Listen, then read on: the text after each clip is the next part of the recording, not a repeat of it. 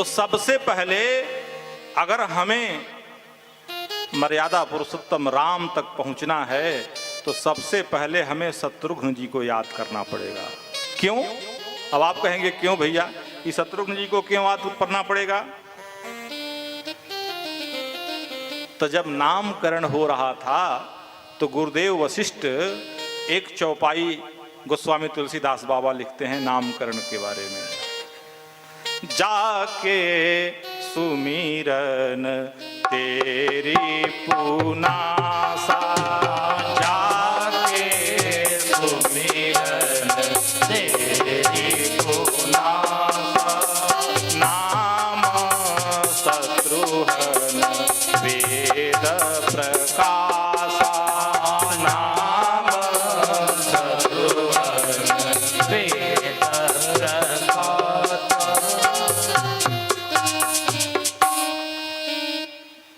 जिसके सुमिरन मात्र से, जिस व्यक्ति के सुमिरन मात्र से शत्रु भाग जाता है। कौन शत्रु? आपने देखा होगा राम कथा में या सीरियल में भी कहीं शत्रुघ्न जी युद्ध करते नहीं दिखाई दिए हैं। केवल एक जगह, केवल एक जगह झोंटे को पकड़कर, बाल को पकड़कर मंथरा को मारते हुए दिखाई दिए हैं, उसके बाद कहीं नहीं दिखाई दिए। यहां कथा कहना चाहती है कि जिसके सुमिरन मात्र से शत्रु भाग जाते हैं वही शत्रुघ्न है। तो वह शत्रु है कौन? अंदर का शत्रु, काम रूपी शत्रु, क्रोध रूपी शत्रु। काम, क्रोध, मद, लोभ, मत्सर, जो खट विकार हैं, ये खट विकार यही शत्रु हैं। इन शत्रुओं को जब हम मार लेंगे, काम, क्रोध, मद, मोह, लोभ, मद, मत्सर, इन शत्रुओं को, खट विकारों को जब मार लेंगे हम, तब उनकी आह्लादनी शक्ति जो सुरती कीर्ति हैं शत्रुघ्न लाल जी की, तब वह हृदय में अवस्थित होंगी और हम भगवान के कीर्ति कौमुदी का गान करेंगे। क्योंकि जब तक हम अंदर के शत्रुओं को नहीं मारेंगे तब तक सुरती कीर्ति मैया का कृपा बनने वाला नहीं है और हम भगवान के कीर्ति गुणानुवाद को नहीं गा सकते। अब आगे बढ़िए, दूसरी सीढ़ी पे चलते हैं। दूसरी सीढ़ी पे कौन भैया हैं? लक्ष्मण भैया। अब लक्ष्मण भैया का, जिसका लक्ष्य एक हो, लक्ष्य मन, जिसका लक्ष्य एक हो वही लक्ष्मण है। लक्ष्य कैसे एक है? उनका लक्ष्य एक है क्या? राम जी के अलावा वो किसी को कुछ नहीं जानते हैं। जब राम जी को वनगमन हुआ, जब लक्ष्मण जी जाने कि भैया बन जा रहे हैं, तो कहे भैया मैं भी चलूंगा। राम जी ने बड़ी समझाया कि नहीं नहीं, बन मत जाओ, यहां रहोगे, गुरु की सेवा करोगे, माताओं की सेवा करोगे, पिताजी को देख ही रहे हो। कहीं नहीं। कहते गुर पित मातन जानऊ काऊ, करहूं स्वभाव नाथ पति जाऊ, गुर पित मातन जानऊ काऊ। मैं अपने स्वभाव की बात भैया बता रहा हूं। अरे मेरा नाता तो सिर्फ आपसे ही नाता है और किसी से कोई नाता नहीं। ना गुरु को जानता हूं, न माता को जानता हूं, न पिता को जानता हूं। मैं अपने स्वभाव से कहता हूं कि सब कुछ आप ही हो मेरे। गुरु भी आप हो, माता भी आप हो, पिता भी आप हो। भगवान निरुत्तर हो जाते हैं। लखन लाल जी को साथ ले लेते हैं, कहते हैं कि इसका लक्ष्य एक ही है। तो जिसका लक्ष्य एक होगा उसको भगवान तो मिल ही जाएगा, लक्ष्मण जी की तरह।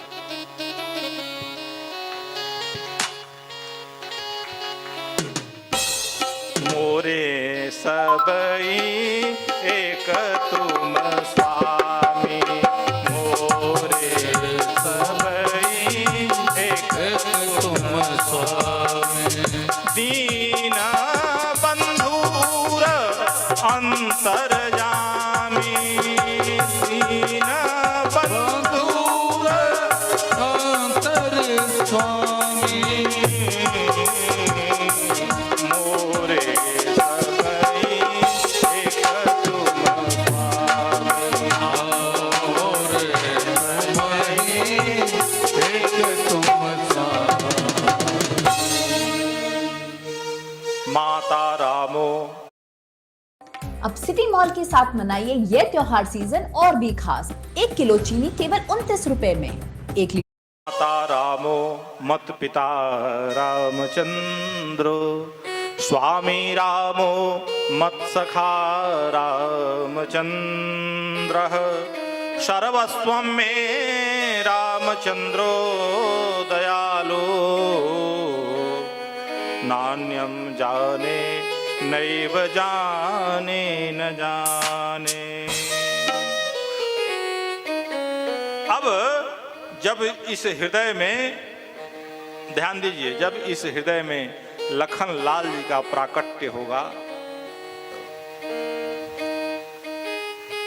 और लखन लाल जी जब प्रकट्य होंगे तो प्रभु से मिलने की जब इच्छा प्रकट होगी तो उर्मिला शक्ति जागृत होगी। उर्मिला शक्ति क्या है? उर यानी हृदय, उर हृदय मिला यानी हृदय मिल जाएगा भगवान से। शक्ति आह्लादित। अब आइए हम तीसरे पायदान पर चलते हैं। तीसरे पायदान पर हैं कौन? भरत भैया। गोस्वामी तुलसीदास जी रामचरितमानस में कहते हैं, भरत चरित करने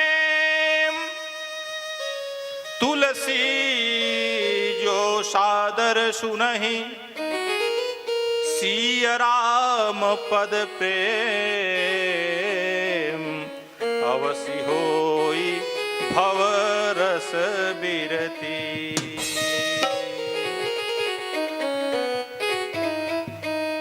भरत, भरत क्या? भरत क्या भरते रहते हैं? राम प्रेम भरते रहते हैं। भरत जी राम प्रेम भर देते हैं। और श्री राम का जब प्रेम लबालब भरा होता है, या श्री राम का प्रेम अगर अपने हृदय में भरना है तो भरत जी को याद करें। और जब भरत जी को याद करेंगे तो भरत जी राम प्रेम से परिपूर्ण भर देंगे। विषय रस से जो यह जीव भरा हुआ है, विषयों के रस से, उसे निकालकर भरत जी बाहर कर देंगे और राम रस भर देंगे। ये भरत का प्रेम है। यही भरने का काम भरत जी करते हैं। और जब भरत जी की शक्ति मांडवी प्रकट होंगी, हम राम प्रेम से भर गए, इसका पहचान कैसे होगा? तो इस ब्रह्मांड में चराचर प्राणियों के प्रति हमारे हृदय में ऐसा प्रेम जाग जाएगा जैसे माँ का पुत्र के प्रति होता है। तो समझ लो कि मांडवी शक्ति जागृत हो गई। जब ये तीनों सोपान हम पार कर जाएंगे, तब राम लला हमारे हृदय में गमन करने के लिए प्रकट होंगे। रम क्रीड़ायाम धातु से राम शब्द की व्युत्पत्ति हुई है। जो योगियों के हृदय में रमण करे, या योगी जिस तत्व में रमण करें, वही श्री राम है। अब राम जी हैं कौन?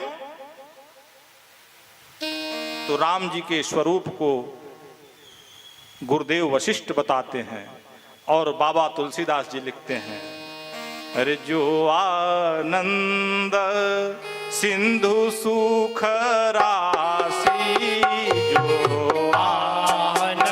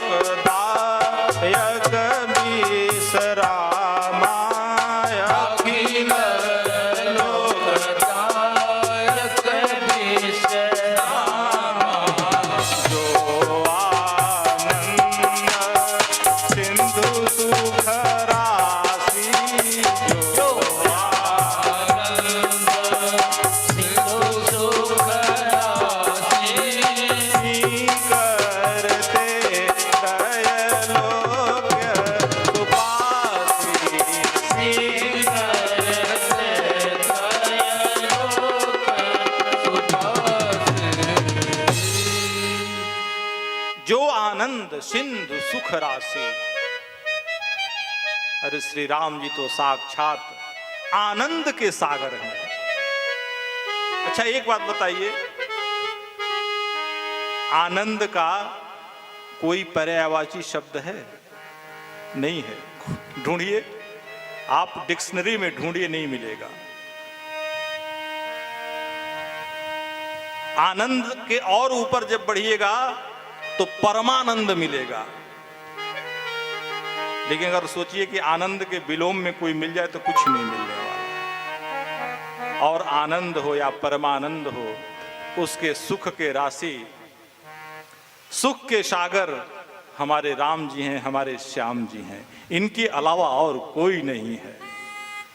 और जब हृदय में राम राज्य स्थापित होगा, हमारे भीतर आनंद का साम्राज्य होगा, तो हमारे सारे अमंगल अपने आप दूर हो जाएंगे और हमारा जो हृदय भवन है वो मंगल का भवन बन जाएगा और भीतर राम जी का आनंद विराजमान हो जाएगा और सीता मैया की शीतल छांव बनकर सिर पर अपना कृपा वरद हस्त रख देंगी और जीव शाश्वत शांति और शाश्वत सुख को प्राप्त करने में आज भी समर्थ हो जाएगा। बोलिए श्री रामचंद्र भगवान की जय। बोलिए चारों भैयन की जय। बोलिए चारों मैयन की जय। आइए कुछ क्षण के लिए हम लोग अयोध्या